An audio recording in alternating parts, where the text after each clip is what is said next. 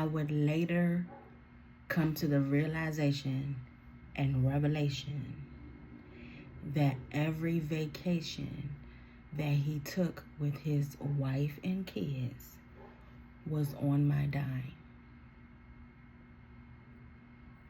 Welcome to Receive and Relate. If this is your first time here, I'm so glad you clicked on this episode for story time, and I'm so glad you're here. If you are a returning subscriber and or a returning visitor, hey y'all, hey. Okay, so I know it's been a few days, and I apologize about that. But I'm back. We're back. And so this episode, so if you've been following along, if you have not been following along, I suggest you go back to the beginning, episode 1, and go ahead and binge watch all the way through. This is, I think, 5 or 6 or something like that. So you don't have that many to go through yet. Okay, but go through at this point. Okay. But I would encourage you to go back because you'll understand what's going on, how me and this person started talking, how we reconnected because I met him when I was 13. All the rigmarole of lies that he gave, how his fake testimony, his lie. I will be revealing how it was a lie later on. How we became boyfriend and girlfriend. Even though he was very much still married, how he lied and said he was separated, all of that, go back and binge watch that, right? But if you have been following along, you know all of that, okay? And you now are aware of when I revealed to you guys that God put me on. Put me into my first wilderness season. The prophecy from the woman of God at the church happened. I began my first wilderness season. I'm fasting every day, not eating till after 5:30, starting at 5:30 p.m. to eat, stopping at 5:30 a.m. to not eat every day, Monday through Sunday. And how I was growing relationship with God closer and closer, even in this situationship, being under full-blown witchcraft now. I'm in a relationship with God though, but unknowingly under witchcraft, right? Obviously unknowingly. And I wouldn't even get the revelation of that until way later too. I'll reveal all that to you by the end of this series. You'll understand why I say that.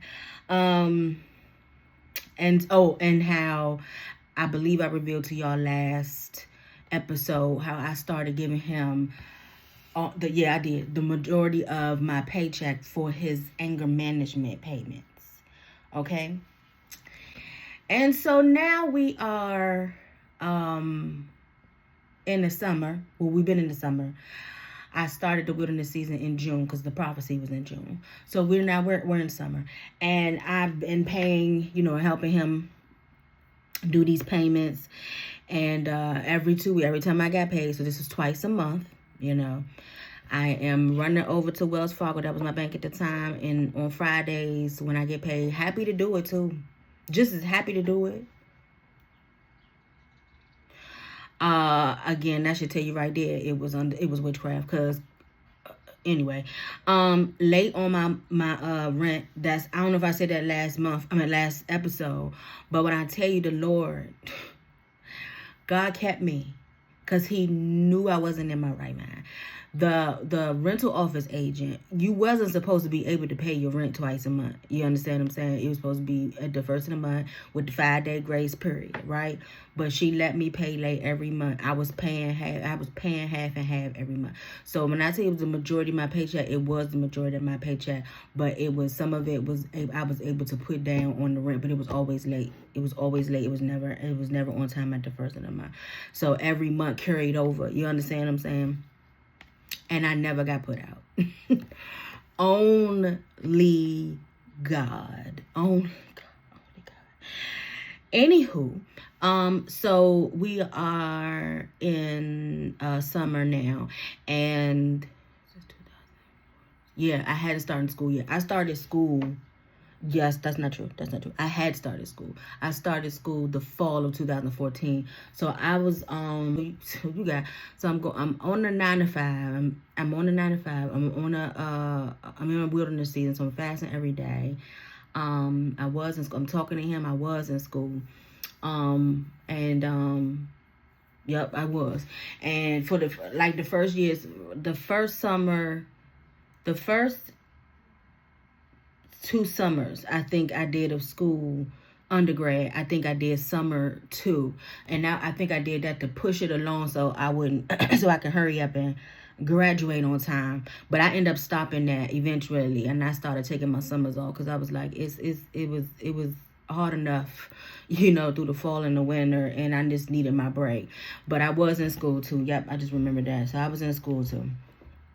Anyway, I remember he would talk to me back in the day when I told you, we used to hang out back in the day.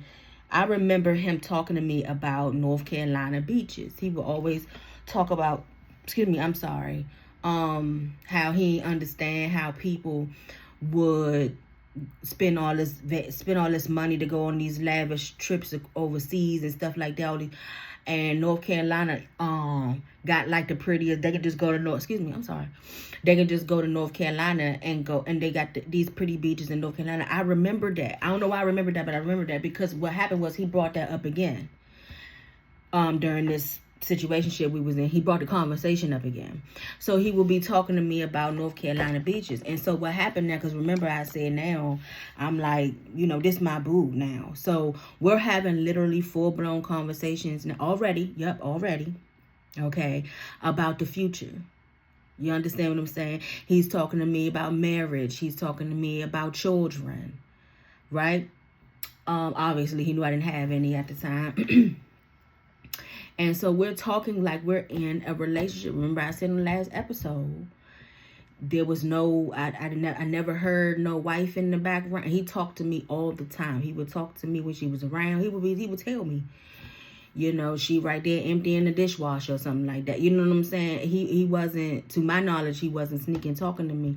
He would talk to me when she was around. So I believed him when he said that they was not together. Like they was just living in the same place or whatever. Just living in the same place for the sake of the child is what he said. Excuse me, I'm sorry, y'all.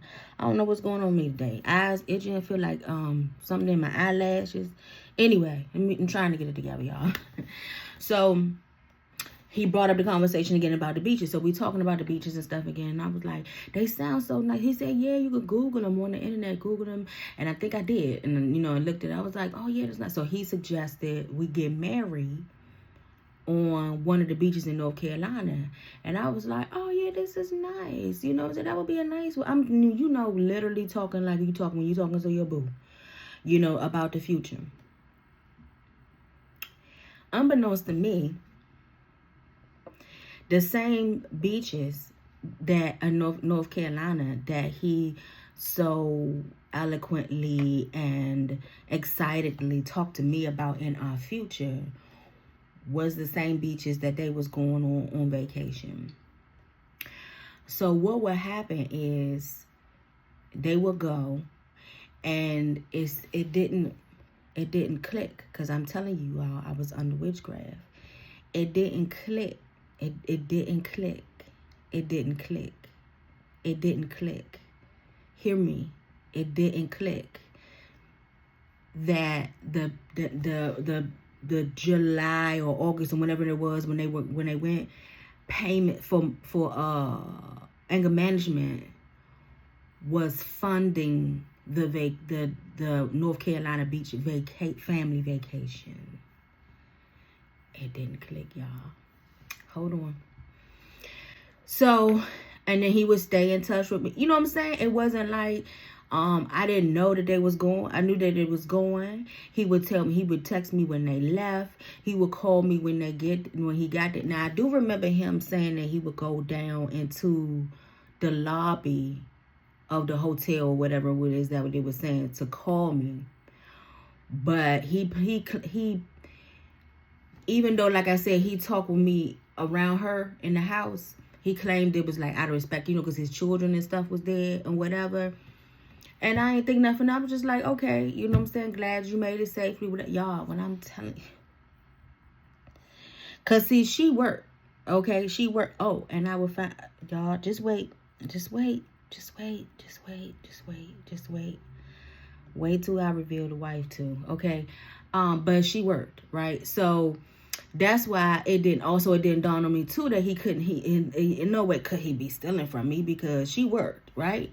So I'm thinking, I guess I was thinking, their taxes back or something, eldest daughter taxes back. And so they went on, they booked a trip, I don't know. I just never, it never crossed my mind that the funding for these summer vacations was on my dime. I will tell you how I found out. So how the witchcraft lifted and the revelation came to me. I will tell you that later on. And so yeah. So this episode is not long at all. That's just what that one was. I just wanted to reveal to you this episode about the North Carolina vacations of me funding. I couldn't even afford my own vacation, but I was paying for somebody else's.